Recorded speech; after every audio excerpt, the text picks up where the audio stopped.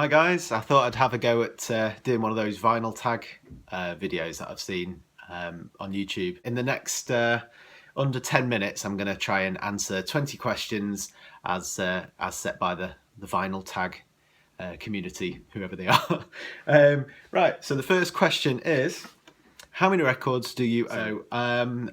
I don't have actually that many records, I wouldn't say. I've got 135 LPs. Around about 60 45s, 3 78s, but if you compare that with, I think on average I've got about 449 CDs, so I'm definitely a bit late getting into vinyl.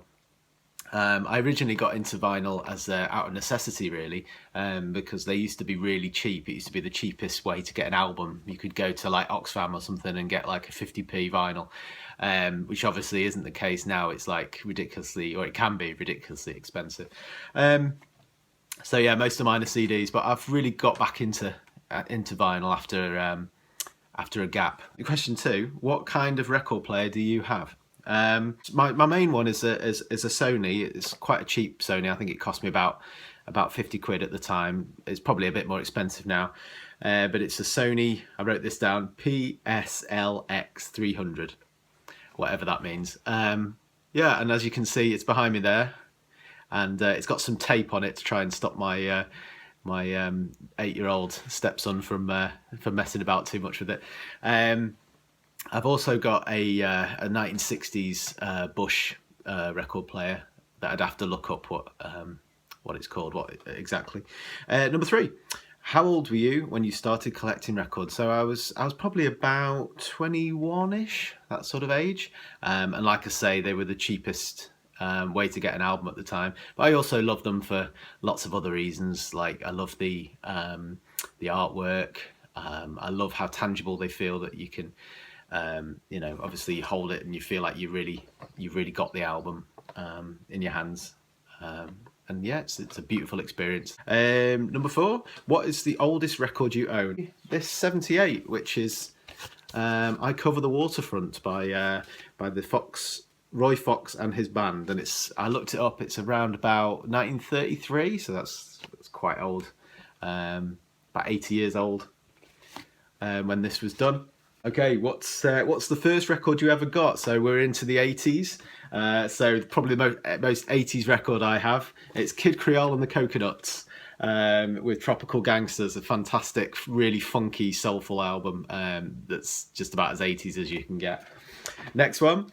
What's the first record that you got with your own money? I think I was about 5 or 6 when I got this, and it's Rain or Shine by 5 Star. I'm not going to lie and say, like a lot of people, and say, oh, it was something really cool like the Smiths or whatever.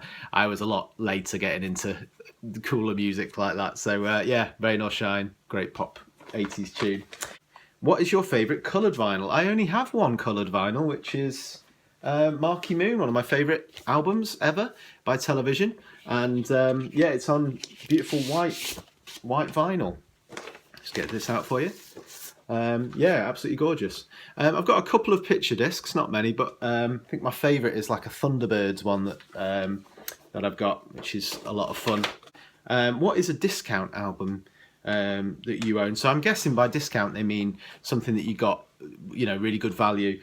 And I would say it was the Joshua Tree by U2. Absolutely phenomenal album, produced by the great Brian Eno, and I got this for £2.50, and it sounds beautiful. It's a fantastic, really big, spacious sounding album. So I'd say that's good value for £2.50. Next one: what's your prized possession? I'd go with, this is one of my dad's records that I sort of acquired from him. I don't think he minds. This is Tom Paxton, and it's Rambling Boy. Yeah, you can tell that this was one that I used to listen to as a kid. It's even got crayon on it from when I was a kid. But also, kind of sad. I didn't do this, I hasten to add, but it's got a big chunk missing out of it. So it's very much a one-off, this one. I do have it on CD, so I've listened to it quite a few times. But yeah, I prize it because it's my dad's, and it's a kind of one-off, and it's a great sort of 60s folk album. A record by a female artist that you love, and it's got to be Hounds of Love by Kate Bush. Along with Bjork, she's probably my favourite female artist. And, you know, top 5 artists regardless of gender. And yeah, this is just incredible album from beginning to end. So yeah, Hounds of Love. If you haven't heard it, I'm sure you've heard it, but if you haven't, check it out. It's amazing. A record by your favourite band. I'm going to cheat on this one slightly. I couldn't pick just one favourite band. There's so many bands that I love. Obviously, Velvet Underground, Susie and the Banshees, Queen, the Sex Pistols. But I'm going to go with one of my favourite bands, and that's Susie and the Banshees. This is Juju, one of their best albums. I love John McGeoch's guitar work on this. Check it out. I'm running out of time already. Another one, I'm going to go for favourite solo artist, which is going to be Mr. Bowie, and this is Low, my favourite album of his. I love it so much. In fact, it's in a picture frame, which is why I've just got the inner sleeve. An Impulse buy. I'm going to go for Ram by Paul McCartney. I went for this without knowing what it was going to be like. I love the Beatles, but I didn't know much about their solo work at the time, and I was pleasantly surprised. This is one of his best ever records. And what I love about this, as well as it being an amazing record, if you look inside it, it's got To Ken, Lots of Love from Your Girlfriend Pip. And I love little things like that when you get stuff from charity shops or thrift stores, as you call them in America. A gift, again, another one I was totally shocked by how amazing it was. It's Elvis Costello and the Attractions and Punch the Clock. I absolutely love this album from beginning to end. It's not one of his favourites, but it's definitely one of mine, and it got me into Elvis Costello in the first place. Well worth checking out. Most played record, again, I couldn't really pick one for this, but I'm going to go for probably Revolver by the Beatles. Again, it's one of those albums that's just incredible from beginning to end. There's no filler on this. It's all killer, as they say. And I could listen to this a million times and not get bored of it. A rarity. I don't know if this is rare, but I think it's quite odd. So I'm going to go for this one. It's called Electronic Music. It's from the 1966, Vox Productions.